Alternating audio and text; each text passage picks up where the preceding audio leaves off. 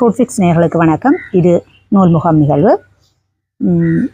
இந்த நூல் அன்புடன் என்கிற ஒரு கடித தொகுப்பு, 12 கடிதங்கள் உள்ளடங்கிய ஒரு தொகுப்பு. மிகச்சிறிய நூல்.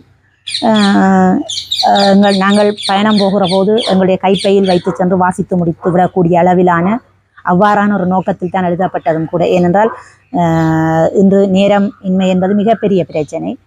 அதனால் ஏதோ ஒரு பயணத்திலாவது இதை வாசித்து முடித்து விட வேண்டும் என்கிற நோக்கத்தில் இதை மிகச்சிறிய நூலாக நான் வடிவமைத்திருந்தேன்.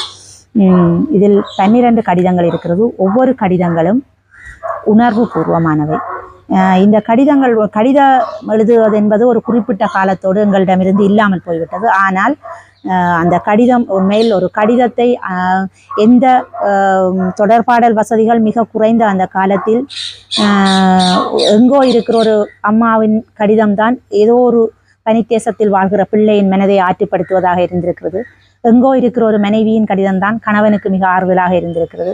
அல்லது அந்த கடிதங்களில் பேசிக்கொண்ட வார்த்தைகளும் அந்த கடிதங்கள் தந்த இன்பமயமான அந்த சுகமும் நாங்கள் இழந்து போய்விட்ட மிகப்பெரிய ஒரு சொத்து.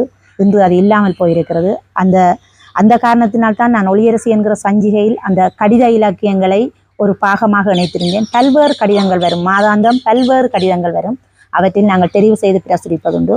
அப்படி அந்த கடிதங்கள் வராத பட்சத்திலும் அல்லது எனக்கு நான் ஏதாவது ஒன்று எழுத வேண்டும் என்று நான் அவாப்பட்ட நேரங்களிலும் இந்த கடிதங்களை எழுதியிருக்கிறேன். உண்மையில் இந்த கடிதங்கள் ஒவ்வொன்றும் இந்த கடிதங்களை எழுதிவிட்டு நானே பல தடவை அந்த கடிதங்களை வாசித்து அழுத சந்தர்ப்பங்கள் கூட உண்டு. அவ்வாறு ஒரு கடித இலக்கியம் உண்மையில் 2 அல்லது 3 நூல்கள் தான் கடித இலக்கியமாக வந்திருக்க வேண்டும் என்று நினைக்கிறேன். அவ்வாறான இலக்கியம் என்றால் இந்த நூலுக்கான அணிந்துரை வாழ்த்துரையை தந்தபோது வவுனியா ஆசிரியர் வான்மை விருத்தி நிலையத்தின் முகாமையாளர் ஜெயச்சந்திரன், வவுனியா கல்வியக் கல்லூரி விரிவுரையாளர் பத்மா ஜெயச்சந்திரன் அவர்கள் இருவருமே இந்த கடித இலக்கியத்துக்காக அணிந்துரை வாழ்த்துரை தந்திருந்தார்கள். அவர்கள் அந்த அணிந்துரையையும் வாழ்த்துரையையும் கூட கடிதமாகவே எழுதி தந்திருந்தார்கள். ஏனென்றால் அந்த இலக்கியம் அவருடைய மனதை அந்த அளவு நிகழ்த்தி இருந்தது என்று சொல்லியிருந்தார். உண்மை இது மாணவர்களுக்கு முற்றுமுழுதாக மாணவர்கள் வாசிக்க வேண்டிய ஒரு கடித இலக்கியம் தான். மாணவர்களுக்காகவே எழுதப்பட்டது. இன்று பிள்ளைகள் வாசிப்பதனூடாக எந்த விதமான ஒரு அசௌகரியமோ அல்லது பிள்ளைகளுக்கு எந்த ஒரு தீங்குமே நேர்ந்து விடுவதில்லை.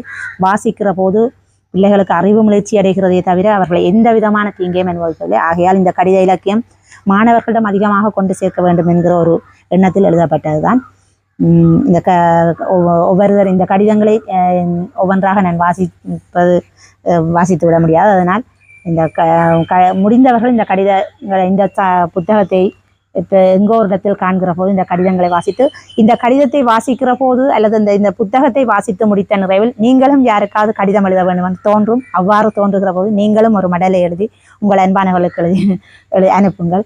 அது உண்மையில் அந்த உறவு பிணைப்பை ஏற்படுத்தும். கடிதம் உறவு பிணைப்பை நெருக்கமாக்குகிறதுன்னு நான் நம்புகிறேன். அந்த நம்பிக்கையின் ஒரு வெளிப்பாடாகத்தான் இந்த நூல் வழி வந்திருந்தது. நன்றி.